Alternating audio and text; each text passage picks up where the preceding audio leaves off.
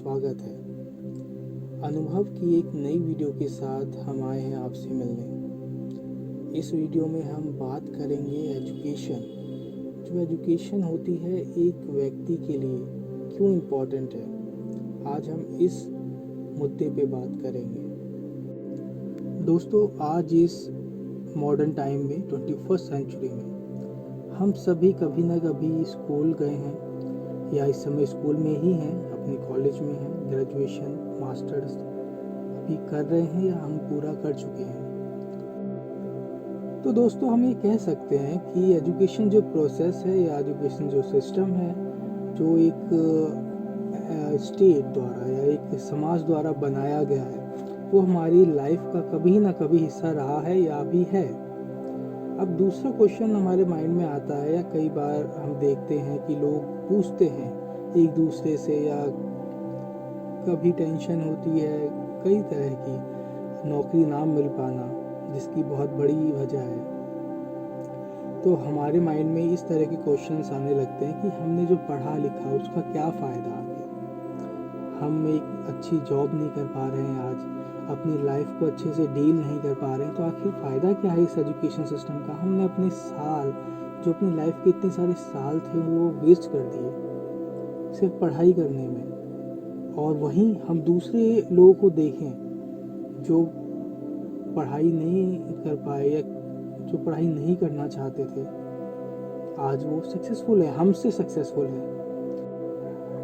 चाहे वो व्यक्ति किसी गवर्नमेंट जॉब में ना हो या फिर किसी हाई पोजीशन पे ना हो, वो एक छोटा शॉप ऑनर क्यों ना हो, बट वो आपसे अच्छी अर्निंग कर रहा है इस समय।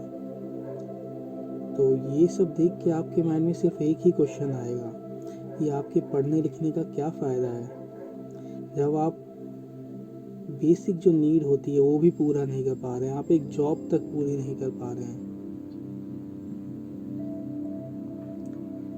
तो हमें ये समझना होगा कि एक जो बेसिक एजुकेशन होती है उसका मोटो क्या होता है। हम सब अपनी लाइफ में मोस्टली स्कूल लेवल पे हमें इन सब चीज़ों से कोई मतलब नहीं होता, एंड जब हम ग्रेजुएशन में आते हैं तो बहुत कम लोग होते हैं जो इस बारे में सोचते हैं और अपने कदम आगे बढ़ाते हैं। कुछ दूसरे होते हैं जो किसी पर्टिकुलर जॉब को टारगेट करके चलते हैं, जो डेफिनेटली सक्सेसफुल हो जाते हैं।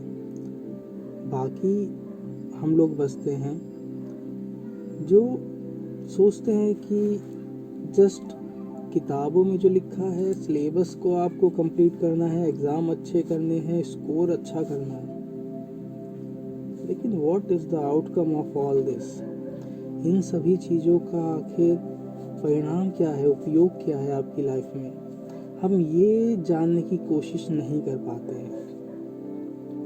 मेरी आप सभी से एडवाइस है, और आप इस बात को शेयर कीजिएगा। इस वीडियो को शेयर करने की ज़रूरत नहीं है, बस इस बात को ज़रूर आप शेयर कीजिएगा कि जब आप ग्रेजुएशन लेवल पे आते हैं या अगर आप समझदार हो चुके हैं, और आज की जो जनरेशन है वो बहुत समझदार है,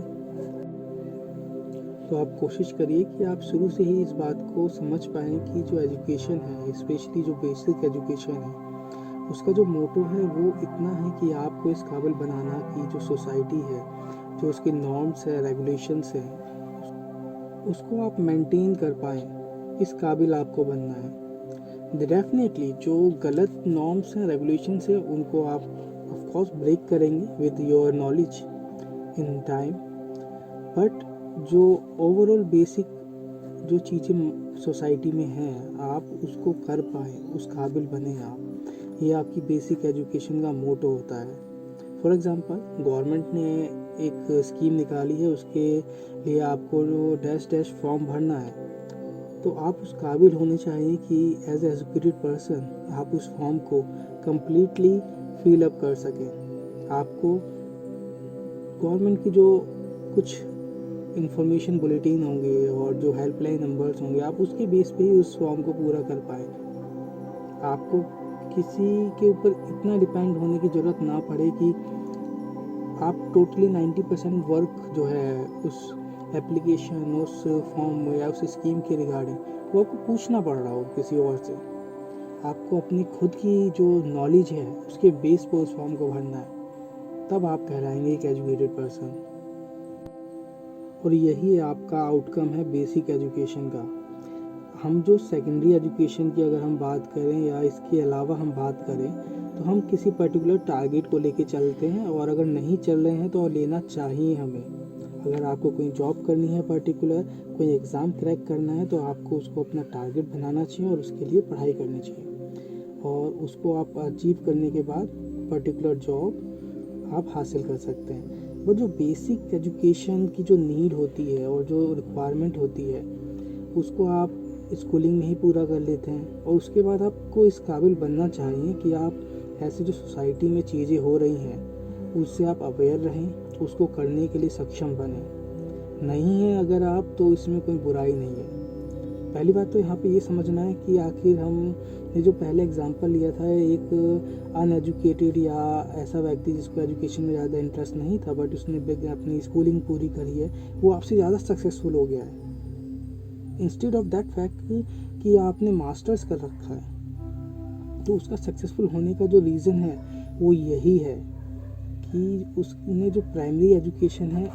उसको समझा और उसको अडॉप्ट किया, और उसके साथ चलते चलते और प्रैक्टिस के साथ वो ज़्यादा सीख गया। बट आपका जो फोकस था वो बुक्स पे था, सिलेबस पे था, एग्ज़ाम्स पे था, तो शायद आप वो अचीव ना कर पाए। तो दोस्तों, इस डिस्कशन से हम ये कह सकते हैं कि जो बेसिक एजुकेशन है वो बहुत ज़्यादा ज़रूरी है, और उसका जो रोल है वो पूरी लाइफ टाइम रहता है हमारी लाइफ में। हमें लाइफ में किस तरह से किसी भी सिचुएशन को और काम को पूरा करना है वो हमें गाइड करता है। तो ये बहुत ज़्यादा इम्पॉर्टेंट है हमारे लिए। शायद हमारे अनसक्सेसफुल होने का ये एक बहुत बड़ा रीज़न है, लेकिन ये कोई ऐसा रीज़न नहीं है जिसको हम पूरा ना कर पाए, या जिसकी कमी को हम पूरा ना कर पाए।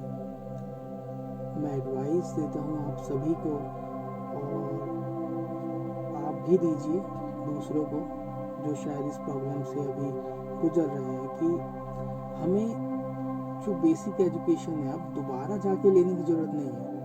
हम एक वेल एजुकेटेड पर्सन है, बस हमें ज़रूरत है कि अपना जो टाइम मैनेजमेंट है और जो अपना एक सर्कल है उसको इस तरह से तैयार करें कि उसमें जो सोसाइटी की जो नीड है, सोसाइटी के जो नॉर्म्स हैं, रूल्स रेगुलेशंस हैं, उसको हम अडॉप्ट कर पाएँ। ठीक है, साथ ही साथ हम थोड़ा ओपन माइंडेड हो।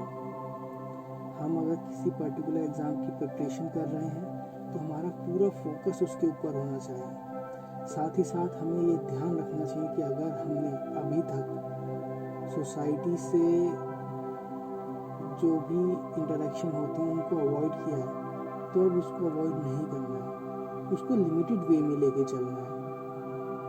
फॉर एग्ज़ाम्पल, अगर आप किसी पर्टिकुलर एग्ज़ाम की प्रिपरेशन कर रहे हैं और अभी कोई और काम नहीं कर रहे हैं, अनएम्प्लॉय हैं और किसी तरह की कोई प्रॉब्लम नहीं है, तो इस सिचुएशन में आप 12 घंटे में से 7 घंटे अपनी पढ़ाई को दीजिए। 1 घंटा सोशल एक्टिविटी में लगाइए। सोशल एक्टिविटी, ऐसी सोशल एक्टिविटी लाइक आप किसी से बातें कर रहे हैं, कोशिश कीजिए फेस टू फेस इंटरेक्शन हो। फ़ोन पे मैसेज में, इनफैक्ट मैसेज में तो ना ही हो, फ़ोन पे हो वो और बेटर है मैसेज से, बट कोशिश कीजिए फिजिकल इंटरेक्शन हो। आप पार्क में जाइए, अपने आसपास देखिए। दूसरा, साथ ही साथ आपको जो भी चीज़ें हैं सोसाइटी में हो रही हैं उससे अवेयरनेस आप अपनी बढ़ाएं। न्यूज़पेपर पढ़िए, सारी न्यूज़ पढ़ने की ज़रूरत नहीं है, दिन की 2 से 3 न्यूज़ पढ़िए। स्पेशली आप एडिटोरियल कॉलम पढ़िए, उसमें व्यू पॉइंट्स आते हैं, तो उससे बहुत ज़्यादा आपको इम्प्रूवमेंट मिलेगी। आप न्यूज़ देख सकते हैं, न्यूज़ में ऐसी न्यूज़ चैनल को ढूंढिए जो थोड़ा आपको सही आपको जानकारी दे, शोर शराबा जहाँ पे कम हो, वैसी न्यूज़ चैनल देखने की ज़रूरत नहीं। इसके बाद आपके जो 4 घंटे बाकी हैं उसमें आप आधे घंटे निकालिए रिवीजन के लिए जो भी आपने दिन में पढ़ा है, और बाकी 3.5 आवर आप अपनी फैमिली और जो भी डे टू डे लाइफ की एक्टिविटीज़ हैं उसको करिए। और 12 घंटे सोने के लिए बहुत ज़्यादा हैं, और अगर आप सीरियस स्टडी कर रहे हैं तो आप इसको भी कम कर सकते हैं। 6 से 8 घंटे की जो स्लीपिंग है वो बहुत सफिशेंट होती है, इससे ज़्यादा एक इंसान को ज़रूरत नहीं होती है। तो आप अपने टाइम को उसके हिसाब से मॉडिफाई कर सकते हैं। बट मेन मोटो आपको और मेन फोकस आपका होना चाहिए अब इस स्टेज पे कि आप अपना जो टारगेट है उसके ऊपर फोकस करें। दूसरा, आप जो सोसाइटी की जो भी अवेयरनेस है, जो भी चीज़ें चल रही हैं उससे बस अवेयर रहें। इन्वॉल्व होने की ज़रूरत नहीं है अभी उतनी, बिकॉज आपका टारगेट जो है आपको उसमें इन्वॉल्व होना है। जो सोसाइटी में चीज़ें चल रही हैं उसके बारे में बस आपको अवेयरनेस होनी चाहिए। ओके।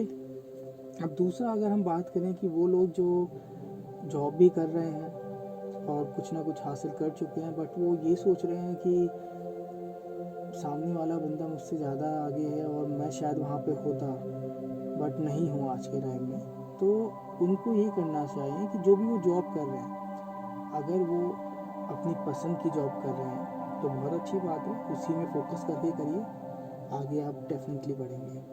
अगर आपकी पसंद की जॉब नहीं, आप कुछ और करना चाहते हैं, अगर आपके प्लान हैं, डेफिनेटली प्लान है, क्लियर प्लान है आपके पास, और आप कुछ चाहते हैं, आपका इंटरेस्ट है कुछ करने का, तो आप उसके लिए स्टडी स्टार्ट कीजिए, या जो भी आपको काम करना है वो फोकस के साथ कीजिए।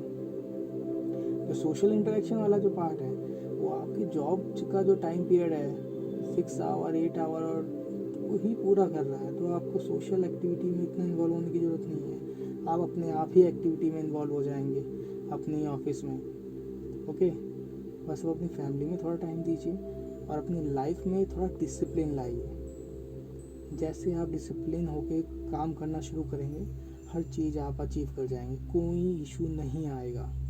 और ये सारी जो नेगेटिव चीज़ें हैं कि आपने कुछ अचीव नहीं किया, ये सब एकदम छूमंतर, कोई आपके माइंड में ये सारी चीज़ें आएंगी नहीं। दूसरा, लास्ट में इस बात को थोड़ा ध्यान दीजिए कि जो फिलॉसफीज़ हैं हम सुनते आए हैं, और ऐसा नहीं है कि इससे वेस्ट ऑफ टाइम होती है या बस कहीं कहीं कहीं सुनी बातें होती हैं। इनका बहुत गहरा साइकोलॉजिकल रिएक्शन होता है हमारे लाइफ में। आप सभी ने सुना होगा कि जो किस्मत है उसमें जितना लिखा होगा एक व्यक्ति को उतना ही मिलेगा, और हम लोग कई बार इसको नहीं मानते हैं या कहते हैं ये सब वेस्ट ऑफ, बस कहने की बातें हैं, वेस्ट ऑफ टाइम है। तो आप इसको इस तरह से लीजिए कि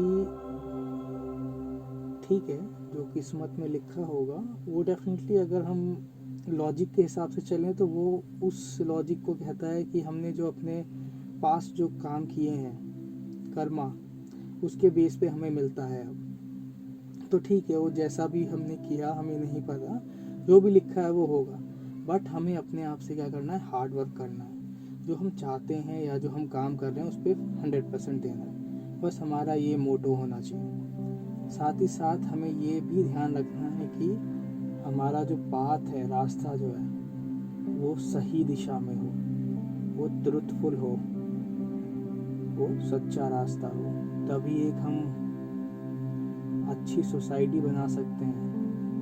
क्योंकि जब हम अपने आप को सुधारते हैं तो हमारे आसपास वाले सुधरते हैं, वो सुधरेंगे तो सोसाइटी सुधरेगी। और अगर कोई ऐसा व्यक्ति है जो बिल्कुल ही अलग है और जो एकदम गलत काम कर रहा है, आपको पता है, आप कोशिश करिए उससे दूर हो जाइए, चाहे वो कितना भी अमीर क्यों ना हो या उसके पास कितनी ही पावर क्यों ना हो, जस्ट अवॉइड दैट। ऐसे व्यक्ति को जब आप दूर होंगे उनसे, वो धीरे धीरे अपने आप ही सुधरना शुरू कर देंगे। एनीवे, फोकस पे आते हैं अपने पॉइंट पे। दूसरा ये कि अगर आप में ये करेज है इस समय कि किस्मत को आप नहीं मानते और अपना आप जो काम कर रहे हैं अपने हार्ड वर्क से किस्मत लिखते हैं, तो ये भी सही है, इसमें भी कोई बुराई नहीं है। तो इसको हम इस तरह से ले सकते हैं कि अगर आपके पॉइंट ऑफ व्यू से देखें कि ठीक है, आप किस्मत में बिलीव नहीं करते हैं, बट आप हार्ड वर्क पे बिलीव करते हैं, अल्टीमेटली आप वहीं आ गए, हार्ड वर्क। आप जैसे हार्ड वर्क 100% करेंगे, 100% अपने काम में अपना माइंड लगाएंगे, आप कुछ भी अचीव कर सकते हैं। तो मित्रों, उम्मीद है आपको एजुकेशन की क्या वैल्यू है और हमें किस तरह उसको लेना चाहिए, समझना चाहिए और अपने कदम आगे बढ़ाने चाहिए, इसके बारे में थोड़ा कुछ पता चला होगा हमारे इस डिस्कशन से। उम्मीद है आपको बेनिफिट मिलेगा इससे। आज के लिए बस इतना ही। Thank you. शुभ रात्रि।